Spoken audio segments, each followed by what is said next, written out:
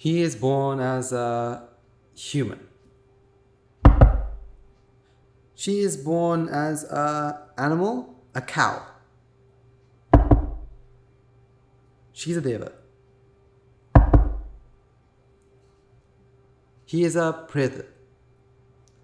He is born as a preta. And this is the story of the Venerable Wangeesa. So our story begins 2,500 years back in time, in the time of the Gautama Supreme Buddha, in a rich Brahmin family, in the city of the beautiful Rajagaha, was born a baby boy. Now his parents wanted him to learn, and so they educated him, and he loved learning. As he grew older, he started to learn the three Vedas and excelled in each and every one of them. He was smart, he was intelligent, and he was knowledgeable.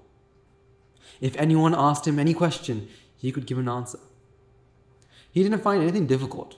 Everything he learned really quickly. And so one day, he went to his teacher and asked his teacher, "Excuse me, sir, can you teach me something new?"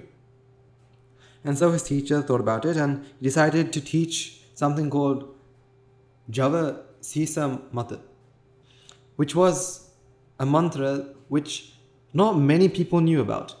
When I meant not many, it was one of the rarest mantras back in those days. And so his teacher taught, Wangeesa listened, Wangeesa learned, and Wangeesa mastered. But it was very interesting. What he did was, he took a skull of a dead body, gave it a knock. After knocking on its skull, he was able to tell where he or she was reborn after he or she had died. So it was a talent that was extremely rare. And so you can imagine, he went and showed his friends, and his friends were amazed. And his friends would bring him skulls, and he would tell them exactly where their relatives, their ancestors, their predecessors were born. He would say, this one's an animal, this one's a preta, this one's a gandhabba, this one's someone born in Avicii, this one's born in Niraya, this one's born as a deva in this world, this one's born as a Brahma. And he was knocking and telling people where their relatives were. Soon, his friends were really excited that their best friend, Wangeesa, could do all this. And so, Wangeesa decided to go out to the world and show the world his skills, his powers. And so he dressed up like a hermit, grew his hair, grew a beard, put on a robe, and he went out. He went through the city of Rajagaha, started knocking on some skulls, and told the people what they wanted to know. And soon, very soon, people started to line up for miles and miles just to meet Wangeesa, just to hear where their relatives, ancestors, their predecessors were after they died. Soon, people used to give money, a lot of money. Within days, he became really rich, could buy whatever he wanted, but he wasn't satisfied. He wanted more. Soon, he started to travel from town to town, knocking on some skulls, telling them where their relatives were, getting a lot of money, and left to the next one, to the next town, the next city. Soon he had followers, disciples following him all around, trying to learn from him. And he wasn't greedy. He wasn't someone who would say, no, I'm the only one who knows this, I'm not going to teach anyone. He decided to teach anyone who asked, but he kept going around city to city. His students used to carry a cart full of his items, full of his stuff, around with him. They'll go to one town, knock on a few skulls, get a lot of money, go to the next town. Knock on a few skulls, get a lot of money, next one, go to a massive city, knock on a few skulls, and his students would spread the message far and wide, saying, the great Wangeesa can tell you where your relatives were after they have died. Whether they're deities, whether they're animals, whether they're Brahmins. He can tell you exactly where they are. He can tell you their names. He can tell you where they are. Soon, every city, every town knew his name. He was the gossip. He was the news of the areas. You see, Wangeesa didn't do it for the money. Even though he earned a lot, he didn't do it for the money. He did it for the pride. Now everyone knows my name. Everyone knows. When they say Wangeesa, oh my God, isn't that the person who's able to tell my grandfather was born as this? My grandmother was born like this? My child died and he's born like this? He was the hot news of the towns, of the cities. And he was a traveler, traveled from town to town, city to city. Soon he was so fortunate to enter the beautiful city of Savatthi. So he went through the gates. His students started to go ahead of him, spreading the message, spreading the news of the arrival of the great Wangeesa. So early in the morning, these students went out to spread the news, and they saw these people clad in white pure clothes, carrying beautiful flowers, oil lamps, and even baskets of food. And they're going somewhere. They looked at their hands and saw, wait, there's no skulls? That means they're not going to our teacher Wangeesa. So where are they going? And so they went to a large group of people and asked, excuse me, sir, madam, where are you all going?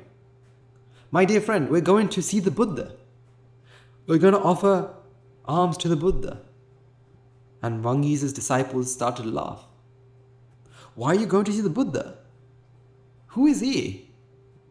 Whereas our teacher could knock on a skull and tell you where this person was born after he had died, after she had died. Can your Buddha do that? Well, our Buddha is the supreme one. He's the omniscient one. He knows everything. But I bet he can't do what our teacher does, our teacher Wangeesa. And soon there was a massive argument. Finally, they came to agreement. Fine. We'll bring our teacher to see your teacher. We'll bring the most greatest Wangeesa to see the so-called supreme, omniscient, so-called Buddha. And we'll finally see who is greater. And just like they promised, the next morning, they brought Wangeesa to the Buddha. And Wangeesa could see on the right-hand side of the Buddha, there were 5 skulls. 5 skulls laying on the floor. And immediately Wangeesa thought, this may be easier than I thought. I can show them. I can show who is greater, who knows more. So the Buddha asked Wangeesa, Wangeesa, you can see to my right hand side there are 5 skulls. Can you please tell me where these people are now reborn as? Now you can imagine Wangeesa having a massive smile on his face, walking with confidence because this is what he did in many years of his life. He went to the first skull. This human died and was reborn in the Nirya. Easy. And the Buddha said, Sad, sad. Next skull. This being is born as an animal. Sadhu, sadhu. This human being died and he was reborn as a human being. Sadhu, sadhu. This human died and he was reborn as a deva. Sadhu, sadhu. And he came to the final skull.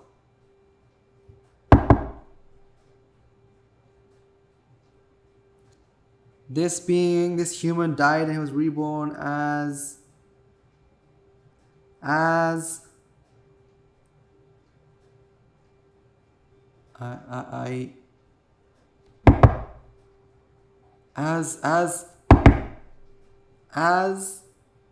no. I've got nothing. I don't know where this human is reborn as. I don't know. And so the Buddha pointed out, so Wangeesa, are you telling me that you don't know where this human is currently? No, Venerable Sir, I don't. Excuse me, Venerable Sir. My disciples have told me that you are the omniscient one. You are the one who knows all. Venerable Sir, do you know where this human is? Yes, dear child, I do. And so Wangeesa fell onto his knees. Venerable Sir, for many years I have been knocking onto skulls, telling people where their relatives were, where their ancestors were, where their predecessors were. But today I came to one skull which I didn't know. I don't know where he's born as, and you do. Venerable Sir, please, can you tell me and teach me the full teaching? Because it's obvious that you know. I want to know what you know. So the Buddha replied, very well, I shall tell you. I shall tell you not only where this person is, but I shall tell you the way to find out. I will tell you the answers to all your questions. But, unfortunately, I cannot tell you like this. You cannot learn while you are lay. You have to ordain. You have to come and join the Buddhist ministry. So Wangeesa went back to his disciples. He wasn't ashamed. He wasn't ashamed that he didn't know something. Instead, he was determined to find out. So he gathered his disciples and said, my disciples, tomorrow, early in the morning, I'm going to leave. I'm going to ordain. And I will listen. I will learn. I will exceed. I will excel. And then, I promise you all, I will come back and teach it to all of you and show the world. And so, just like he promised, early in the morning, he disappeared and went to the monastery, Jetavanaharama, where the Buddha appointed his preceptor as the Venerable Nidrodhakapa to ordain him. He appointed his teacher, and finally, he started preaching to him and gave him a karmasthana for him to contemplate, telling him, practice this, contemplate on this day and night for as much as possible, and you will find the answer to your question. And if, after you complete what I've asked you to do, you have any other questions, I promise you, I will give you the answers. So the Venerable Wangeesa started to contemplate and contemplate and contemplate. You see, the Venerable Wangeesa was very intelligent. Not only was he intelligent, but a good student. And not only was he a good student, he was very meritorious. You see, far back, 100,000 eons ago, the time of the Buddha Padumuttara, he was born in a rich family in Hansavati, where he saw the title of the foremost among monks to know where beings were born. Seeing that, he applauded with joy, he applauded with respect, saying sadhu, sadhu, sadhu. And he did merits, determined to get that position. You see, if you've been to an arcade before, one of the most famous games in arcades are the slot machines, where you pull a lever and you have to match the 3 fruit. It happens by chance. You see, we have these 3 drums rolling while we're in samsara. When we start to do merits, the likelihood for these fruits to match start to become higher. The more merit we do, the more likely it is. You see, when Wangeesa made the determination, he made it more likely for the fruit to match. As he was pitting his perfections, as he was doing more merits through his previous lives, he was making more likely. And finally, when he was given the karmasthana, and when he was contemplating the karmasthana, these drums started to stop. 1 fruit, 2 fruit, 3 fruit, 4 fruit. Jackpot. He hit jackpot. What is the jackpot of samsara? It is no other than to become an arhat. He became an arhat. He hit jackpot, a state which is priceless, cannot be given a price, something that is the answer to all of his questions. You see, he answered all of his questions. He is no longer suffering. He is no longer in samsara. He has escaped the trap of samsara. All of his questions was answered. He finally understood why when he tapped that skull, he couldn't find the answer, because that skull was the skull of an arhat. Of course, he didn't know, because arhats aren't reborn.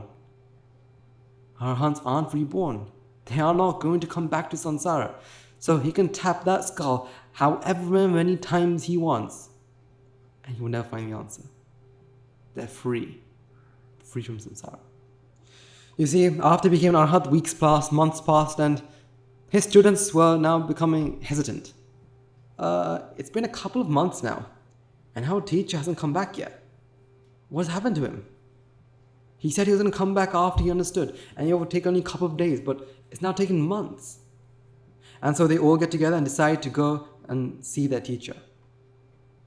So they go to the Venerable Wangeesa and ask, Venerable Sir, you promised that you'll come back after you answered the question. You promised you'd come back. You said you're going to go, you're going to learn, and you're going to come back. But Venerable Sir, it's been months now, and you're still here. The Venerable Wangeesa replied, saying, Gentlemen, I have no need. I have no more questions, no more answers, and I have no need to come back. Hearing this, these students were confused, surprised even. How is that possible? He had been going round tapping on skulls for many years, and now he says there's no need for it.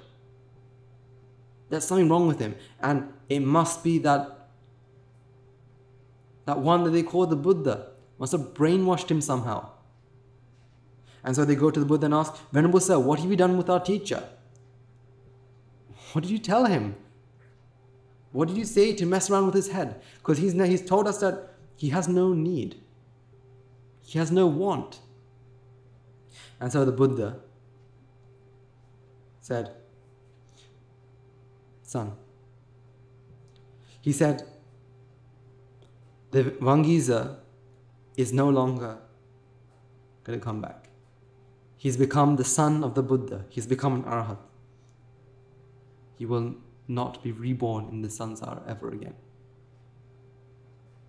He has found the answer to all of his questions,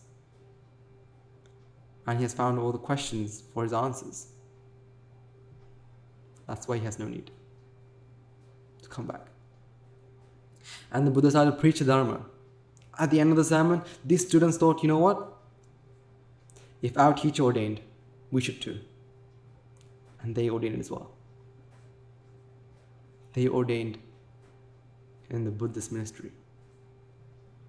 You see, the Venerable Wangeesa had a question, had a single question, and he was going to stop at nothing until he found the answer. He was ready to give up all of his worldly pleasures. He was able to lower his pride, eradicate his pride, to find his answer. He was able to give up anything for his question. See, that's what I say, ladies and gentlemen, is determination. He made a determination that he will find the answer, and he did. He only stopped when he did. So, I invite you all as well to do the same thing that he did. If you make a determination, if you have some question that you want answered, stop at nothing. Sacrifice everything. Stop at nothing until you find the answer. Because that is when you find the answer. Great achievements are born from struggle. So are you like the Venerable Wangeesa, who started nothing? He was ready to sacrifice it all. That's when he got what he wanted. He had the merits to do it. So that was the story of the Venerable Wangeesa, the knocker of skulls, the foreteller of where people were after they died. Okay. So next week, we're going to talk about a battle between a massive cobra king versus a tiny, young, novice monk. Who do you think will win? The Cobra King or the novice monk Sumena? And I'd like to invite the amazing artists out there to draw either the massive snake king or the small novice monk Sumena. And I'm telling you, it's a very interesting battle between two most powerful beings. So today you heard the story of the Venerable Wangeesa. May the noble Chibujem be with you all.